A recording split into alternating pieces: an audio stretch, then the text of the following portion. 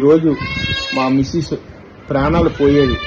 ఆమె పెద్ద ఆమె కనుక ఎంత స్ట్రగుల్ అయిందో మీరే చూడండి.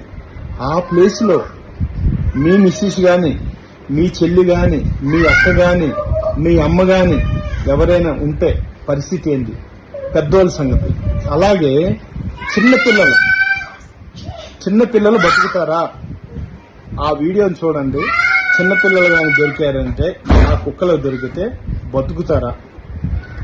అందరూ మానవత్వంతో ఆలోచించుకొని దయచేసి ఆ కుక్కలకు మీరు ఏమైనా ఫుడ్ పెట్టాలంటే గేట్ బయట పెట్టండి. లేదు మీరు కుక్కలంటే పెంచుకుంటాం అనుకుంటే ఒక 2 కుక్కలు తీసుకొచ్చి మీ ఇంట్లో పోషించండి.